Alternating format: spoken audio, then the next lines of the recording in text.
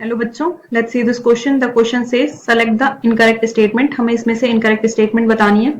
ए दे रखा है voluntary movement in organism help in locomotion. B दे रखा है pseudopodial movement as an amoeba are shown by cytoskeleton element like microfilaments. C दे रखा है dust particles are remove from trachea due to presence of ciliated epithelium on the inner side. D दे रखा है all the cardiac muscles are unbranched, striated and involuntary in nature. Here the key concept is, हमें first statement दे रखी है voluntary movement in organism help in locomotion. Organism में जो voluntary movement होती है वो लोकोमोशन में हेल्प करती है। ये स्टेटमेंट करेक्ट है। लोकोमोशन क्या होता है? ये एक वॉलंटरी मूवमेंट होती है।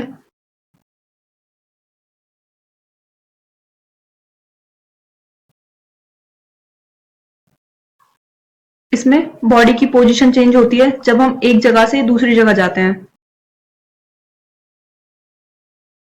Change in the position of body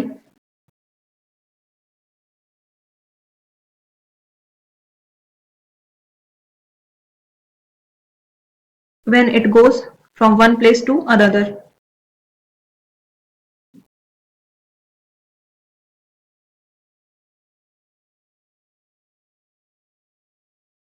हमें लोकोमोशन के डिफरेंट फॉर्म देखने को मिलते हैं, जैसे कि walking, climbing, jogging.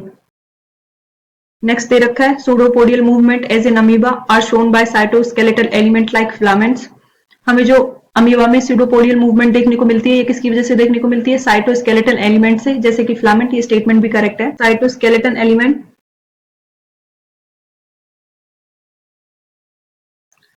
Like microfilament, ये किस में इन्वॉल्व होती है? अमीबॉइड मूवमेंट में, लेकिन ये अफेक्ट होती है सूडोपोडिया से, जो कैसे बनता है? प्रोटोप्लाज्मिक स्ट्रीमिंग से, जैसे कि अमीबा में। Microfilament involved in amoeboid movement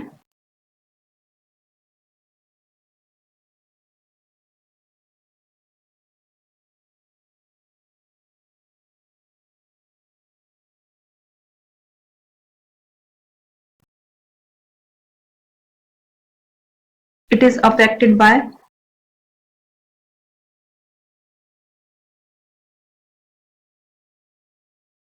pseudopodia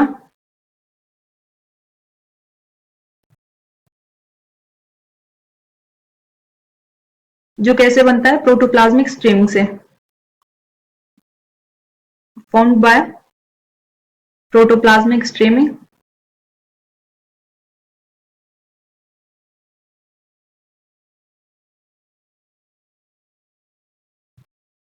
as in amoeba. तो ये स्टेटमेंट भी करेक्ट है। सीधे रखा है dust particles are remove from trachea due to presence of ciliated epithelium on inner side. ये स्टेटमेंट भी करेक्ट हो जाएगी।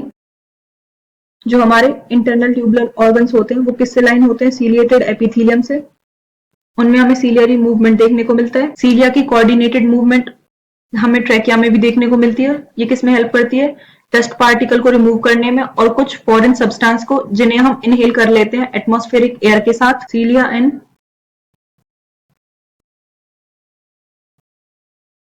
Trachea help in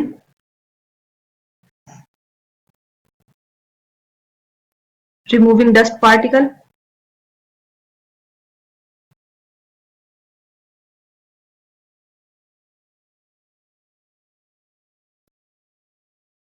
and some foreign substance.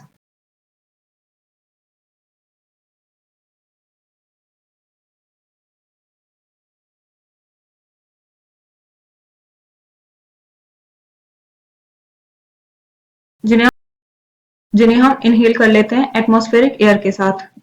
D दे रखा है all the cardiac muscles are unbranched, striated and involuntary in nature. ये statement wrong हो जाएगी, क्योंकि जो हमारी कार्डियक मसल्स होती हैं वो ब्रांच्ड होती हैं, स्ट्राइएटेड होती हैं और इनवॉलंटरी होती हैं। कार्डियक मसल्स हमें कहाँ देखने को मिलती है? ये हमारी हार्ट की मसल्स होती हैं।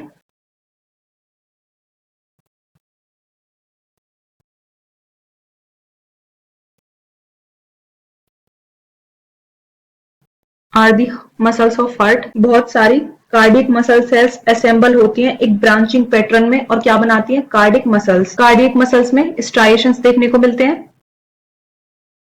Cardiac muscles are striated. Striations क्या होते हैं? अल्टरनेट डार्क और लाइट बैंड प्रेजेंट होना। स्ट्राइएटेड ये सिलेंड्रिकल होते हैं, ब्रांच्ड होते हैं और यूनिन्यूक्लिएट होते हैं।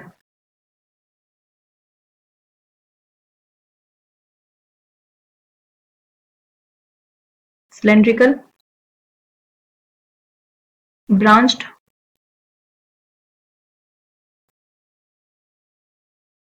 and uninucleate.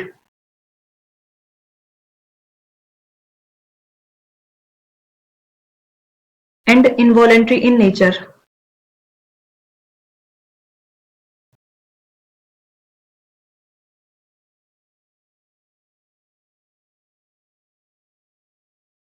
इनवॉलंटरी का मतलब क्या होता है? जो इनकी एक्टिविटीज होती हैं वो नर्वस सिस्टम के डायरेक्टली कंट्रोल में नहीं होती हैं।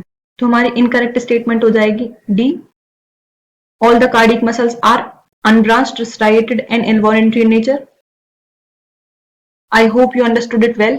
Best of luck बच्चों।